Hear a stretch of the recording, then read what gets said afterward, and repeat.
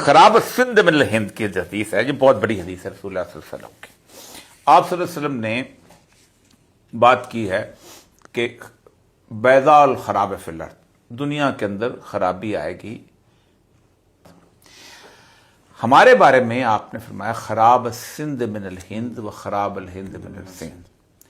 سندھ جو ہے، جو علاقہ جو کہ اٹک سے نیچے پاکستان کا ہے، اس کی خرابی، اس میں فساد بھارت کی طرف سے ہوگا، اور بھارت میں فساد جو ہے وہ چین کی طرف سے۔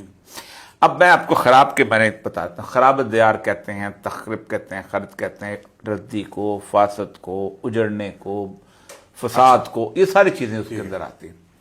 ضروری نہیں کسی ملک پہ قبضہ کیا جائے، لیکن اس ملک کو خراب کرنا، اس ملک کے اندر انتشار پیدا کرنا، اس ملک کے اندر یہ ساری جو بھارت کر رہا ہے بلوچستان میں، ہم نے ہر جگہ کر رہے ہیں، کسی جگہ نہیں کیا، یہاں بھی کیا، باقی جگہ پہ کیا، کلبھوشن جو اس طرف۔ دوسرا ہوتا ہے کہ براہ راست خرابی پیدا کرنا، آپ کے پورے امیج کو پورے کے پورے ٹارنش کر کے رکھتے ہیں۔ صحیح۔ اب یہ تو کوئی شخص مجھ سے کہ جی سند مانگے تو میں کہوں گا یار سند کے بچے، 1400 سال پہلے یہ کتاب الفتن میرے ہاتھ میں ہے ابن اماد کی۔ اس کتاب الفتن میں جب آپ صلی اللہ علیہ وسلم لکھ رہے تھے تو چین تو دنیا کے نقشے میں موجود نہیں تھا اس طرح۔ بالکل ٹھیک ہے۔ سندھ جو ہے، یہ علاقہ جو تھا، یہ پارٹ آف انڈیا بن چکا ہوا تھا اس وقت۔ یعنی آپ سوچے کہ چندر گپت موریہ کی بادشاہت تھی، یا کرشکا کی، یا اس جگہ انڈو پارتھین امپائر تھے، کوئی ایسا تصور ہی نہیں تھا۔